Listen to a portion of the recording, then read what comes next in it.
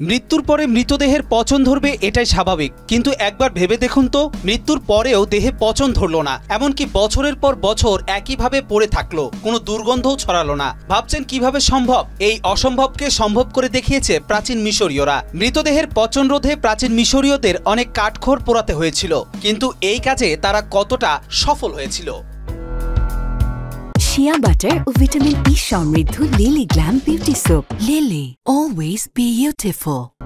জীবিত কোষ বারবার বিভাজিত হয়ে নতুন কোষের সৃষ্টি করে। বিশেষ কিছু এনজাইম মৃত কোষগুলোকে ধ্বংস করে দেয়, কিন্তু কেউ যদি মারা যায় তাদের দেহের মৃত কোষগুলো নতুন কোষ তৈরি করতে পারে না। কিন্তু এনজাইমগুলো রাসায়নিক বিক্রিয়ার মাধ্যমে সবকিছু ভাঙতে থাকে। তাই যদি কেউ মৃতদেহ সংরক্ষণ করতে চায়, তাকে প্রথমে নিশ্চিত করতে হবে এই এনজাইমগুলো দেহের টিস্যুগুলোকে যেন ধ্বংস করতে না পারে। নিউরনগুলো দ্রুত মরে যায়, তাই ব্রেন কোনো কাজে আসে না। মিশরীয়দের কাছে মৃতদেহের ব্রেনের কোনো গুরুত্ব ছিল না। গ্রিক ইতিহাসবিদ হেরোডোটাসের মতে তারা মাথার খুলিতে হাতুড়ি দিয়ে পেরেকের মতো একটা যন্ত্র দিয়ে আঘাত করত, আর শেষে নাক দিয়ে মগজ বের করে ফেলত। এরপরে মাথার খুলির ভেতরে গাছের রজন ঢুকানো হতো পচন রোধ করার জন্য। এরপর তলপেটের বাম দিকে একটা ছেদ কাটা হতো এবং সেই ছেদ দিয়ে নাড়িভুড়ি, যকৃত, ফুসফুস ইত্যাদি বের করে ফেলা হয়। কিন্তু হৃৎপিণ্ডটিকে কিছুই করা হতো না, কারণ তারা ভাবত মানুষের সব আবেগ, অনুভূতি এবং শক্তির মূল কেন্দ্র হলো এই হৃৎপিণ্ড। অভ্যন্তরীণ অঙ্গগুলোকে এরপরে জারে রাখা হতো। জারগুলো থাকতো ন্যাট্রনে পূর্ণ।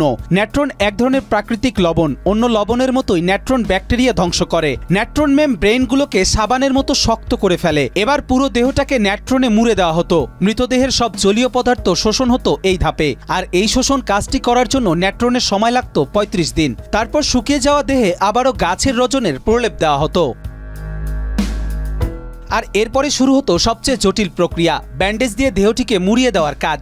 লিলেনের পাতলা কাপড়ের ব্যান্ডেজ দিয়ে পুরো শরীরটিকে মুড়িয়ে দিতে প্রায় ২ সপ্তাহ সময় লেগে যেত। ব্যান্ডেজ করা শুরু হতো মাথা ও গলা দিয়ে।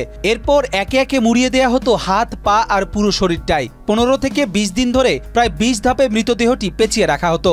সবশেষে মৃতদেহকে স্থাপন করা হতো নকশাকৃত মমিকেস বা কফিনে।